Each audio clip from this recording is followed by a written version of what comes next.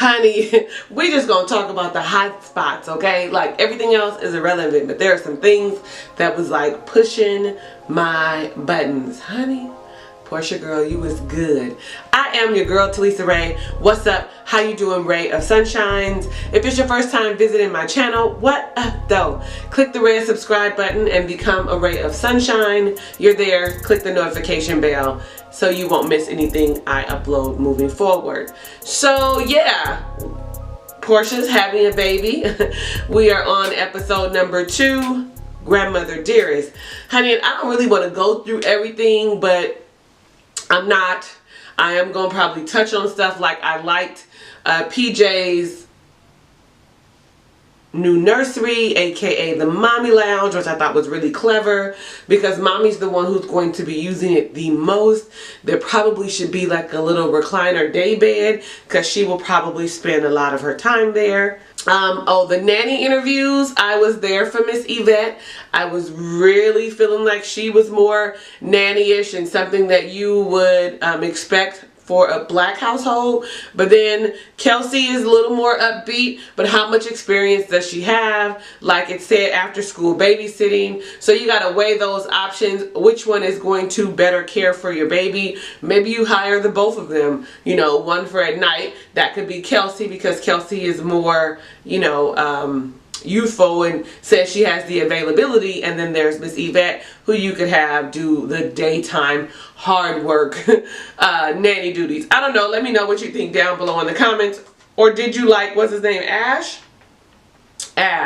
who was a lifeguard? At least you know he would know CPR, okay? And is he going to be a nurturer? So I was kind of with Mama Gina, though she could have just been quiet. I was kind of with Mama Gina, but then they had them there for their input, so I can't say that either.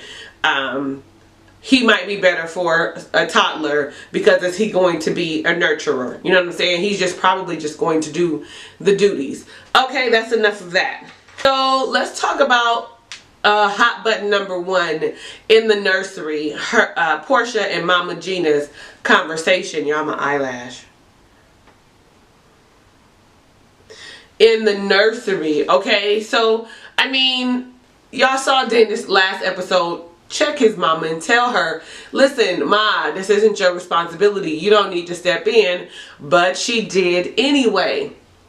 You know, she's one of them, I'm the only moms that are kind of overbearing because she only has the one child kind of thing. Like, she is seriously what we call a helicopter parent.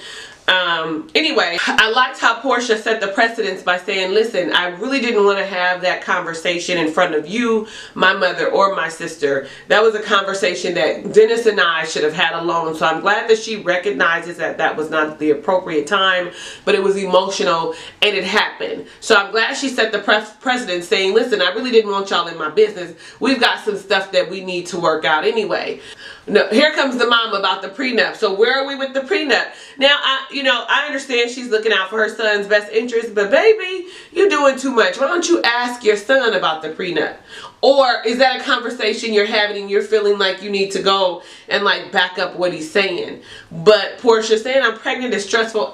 We're going to put that on the back burner. Well, when are you getting married? She's like, oh, we're getting married later on. It's been decided it's going to be on New Year's that we're going to get married.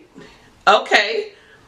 She feels like they should get married now, you know, have a small little wedding and then have the big shebang later. Now, there are people that do that, but Porsha has made it clear that it's not something she wants to do. And honestly, Mama Gina, you definitely need to respect that and the boundaries that Porsha is trying to set with you. Like, I'm actually proud of Porsha in this respect. She handles herself really well with Mama Gina, is very respectful and still gets her point across without, you know, feeling disrespectful, being disrespectful or mishandling her soon-to-be husband's mom. Her mother did make mention, like, you know what, you need to handle your baggage. You can't, that was your old marriage. You can't bring that stuff into the new marriage, which is a good point, but still not the mother's place to say something. It seems like Miss Diane does make sure to check Porsha when need be. Like, it's a conversation that needs to be had. Let me see. We saw that on that last episode where she said, you need to probably address some of this with him, you know, at the appropriate time, because presented in the right way, he'll understand. So, I mean, we know that Miss Diane checks Porsha, at least with loving kindness. So, I like I said, I appreciate how Porsha deals with Mama Gina or Miss Gina, because she was like, I love and I appreciate you and where you're going with this, but really this ain't none of your business. And I want this to be the last conversation that you and I have about your son and I's relationship, and he and I will pick it up from here. And she was like, I can't promise you that. Child, that was too much. See, it's the responsibility of her son to say, listen, you can't. But how many of you can really tell your mama what she can and cannot do? Like, I could probably express to you, listen, Ma, this is what I want, but your mama still gonna do what she want because that's what your mama do. But you have to make it known, hey, Ma, this is how I feel. Like, if I told my mother that, she'd probably be like, well, fine. You ain't gonna hear nothing else from me about it. You know, some mothers, especially black mothers, that would be my stance. If my son checked me, I'd be like, okay, well, when things go wrong, don't come asking me. But you need to know where your place is. Take up your issue with your child and not with their spouse. That's what I do. Next time she say hello, just tell her I said hello. Okay, you don't even got to tell me. You don't have to make the front. You just say, oh yeah, my mama said hello. Like, that's it. Now, I do always like how when Porsha expressed her concern with Dennis, I always like how he handles the two of them. He handles them with loving kindness, because I love you both, but I love you separately. I love you differently. So I like that he addresses each issue with them according to their relationship, but he addresses it. Like, he doesn't let it go on. He might be a mama's boy, but I'm not afraid to say something to my mama because I've run this shit. Like, you know what I'm saying? Like, I really appreciate that about him. I mean, if you guys don't agree with that, I want you to tell me down below in the comments. Do you think he needs to be doing more? I mean, he's doing what he's supposed to do and having the conversation. You can't dictate what she says or what she does, but I am going to bring it to you and express my disdain or how my fiance is uncomfortable. So they visit Shamia. They have a little conversation. They revisit the whole Mama Gina and the nursery conversation. So now we've done that, like, you know, whatever. She got a little incontinence. You know, when you pregnant and the belly is heavy, it's pressured on that bladder. So, you know, you laugh a little bit, it might be a little leakage. Now, y'all act like y'all don't know what I'm talking about, but it'll be fine. But let's get to this whole Dr. Sherry conversation. See, Lauren, smart baby sister, said maybe you guys need to go visit Dr. Sherry. And a impromptu conversation between Dennis and Porsha in the bedroom had her bring it up. And what I've noticed is, you know, she is pretty selfish and she is pretty dismissive. Her dismissive thing is now is, ooh, y'all wearing me out. You know, because that means I don't want to discuss it no more. So I feel like sometimes when things aren't going Porsha's way, she becomes dismissive. And Dennis really needs to figure out how to deal with her and how to deal with that. Because I know she's protecting herself and doesn't want to, you know, be that submissive, demure wife again. I think you have to find a good balance between being supportive, being overbearing, being nagging. And you know what I'm saying? You have to find a fine balance, and I'm really hoping that she does that. So we visit Dr. Sherry's office, and a whole host of issues arise. The things that we know that are occurring. One of course is the comfortability in the home, and Sherry goes ahead and reiterates what we all say. It's not common for a man to want to move in with the girlfriend, the woman, whomever, and be comfortable. Okay, Dennis expresses him not wanting to be in Duluth and the reasons behind it, one of which is being the traveling, the distance, you know. Another is definite, he's uncomfortable. Dr. Sherry noticed it by his body language. And in this session, Porsha actually opened up and said, you know, this is a previous issue of mine with Cordell, with my ex and blah, blah, blah. And Dennis says, well, you didn't tell me about the Cordell situation. And so you can see Dr. Sherry having a lot of expression on her face, you know, little ooh and ah moments, because wait a minute, she had to say, how does he know that this is an issue for you if you don't express it, if you don't communicate? That's how come, I mean, I understand at a certain age, relationships move rapidly.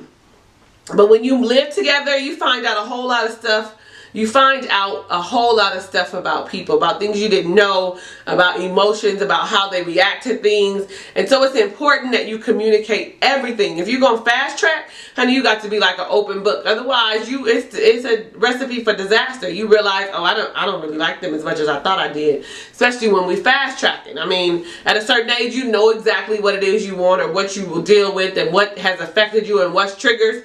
You need to be upfront about that, Porsha. You need to be upfront about that, Dennis. He says he doesn't have any, but we all got a little baggage, okay?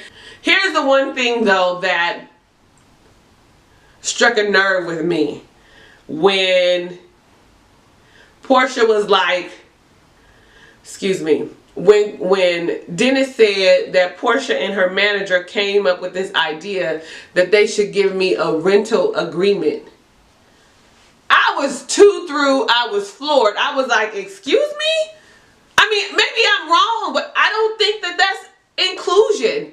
You know, and I get, she was like, well, I told him if he give me, this is how much I paid on the down payment. If you give me half of that money, I'll put your name on the deed. But since he didn't want to do that because he's not in love with Duluth, he doesn't want to stay in Duluth. He wants her to rent her place out and they go and move somewhere together, which to me is logical, which makes sense. You know what I'm saying? I understand that she has some attachment to it, but it makes sense for the well-being of him and her. They have to figure out, find some common boundary. But for her to come back and say, oh, I'm going to get a rental agreement. And Dr. Sherry was like, well, who does the rental agreement benefit? And she said, both of us. No, ma'am. No, ma'am. Contracts are to protect the interests of the owner. So if I rent my house out, I'm protecting my interests. I have this to say. What do we need? Why do we need a rental agreement? I mean, he's your man now, right? He's your fiance. He's already in there. If you wanted him to leave, you'd still have to go through that whole eviction process because he's been there longer than 30 days. But because you guys are making a home together, that shouldn't even be an option. He is, I would hope, still taking care of the things that he needs to as a provider, as the head of the household. I don't know, y'all could say that, y'all could see this differently. But let me know down below in the comments because I just don't see how that is beneficial. And then he made the statement that, you know, she says all the time that it's her house. You know, it's not our house. It's not a place where he is comfortable. Like, that's a big thing to me for moving in a relationship. Like, are you going to be comfortable here? So if someone was to move in with me, are you going to be comfortable here? Like, I've had a conversation with a good guy friend of mine, and he was like, most men wouldn't be. I wouldn't be comfortable living in your house because you do things a certain way. It's your house. You know what I'm saying? And you do want to try to be inclusive. You do want to compromise and try to make them feel welcome. But if everything in here is yours, there's no room for me, then of course not. But we talked about that last week. And so then they dropped the bomb on Dr. Sherry because Dr. Sherry's like, why doesn't he have space of his own? How many rooms do you have? And she counts off the number of rooms and she's like, well, you can make one of those rooms his special room. And she was like, one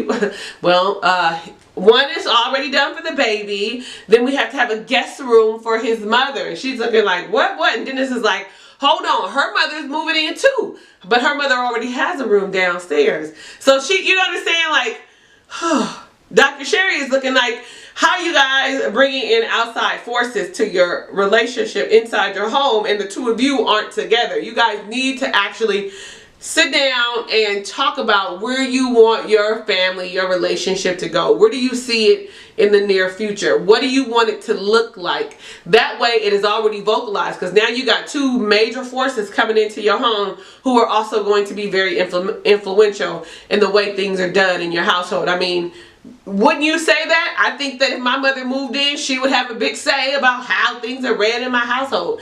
Well, Kingston should be in the bed by 8 o'clock. Everything should be shut down by 8. When I'd be like 8:39, I give him a little leeway, let him watch a little TV. She would be not happy with that. Your parent comes in, they will want to change the way you live. You need to cook more often. Ma, you hear, you cook. Like, that's exactly what would happen. And then on the way home, Dennis decides, you know, let me bring this up, let's talk about this, and I feel like, again, that Porsha is dismissive. Now, she ends up getting him to admit that he agreed to the 2 years. He agreed to being there again for the 2 years, but really, it's going to be an uncomfortable 2 years for him. Like, I don't know how this is going to end up. You know what I'm saying? He may not be happy. He may have agreed for compromise, and he keeps throwing that word out. He keeps telling her, in a relationship you have to compromise. That means you too. And she rolled her eyes like it wasn't. No, that's not what's happening. Like, I don't think that's fair. I love Porsha. Y'all know I love Porsha. But I really think that she needs to see things from his point of view.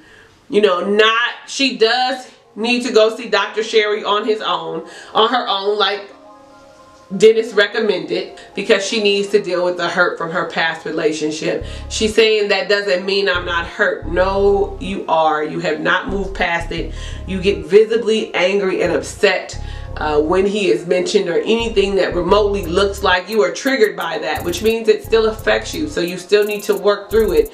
You guys, let me know what you think down below in the comments about this episode of Porsha's having a baby. I am your girl, Talisa Rae, and I want to thank you so much for watching my review of The Real Housewives of Atlanta, Porsha's having a baby, episode 2, grandmother dearest. There it is. Before you go, if you haven't done so, click the subscribe button and notification bell, and for me, click the thumbs up button, because you like me and I know it's real. Hugs and kisses and lots of love. I'll catch you on the next video.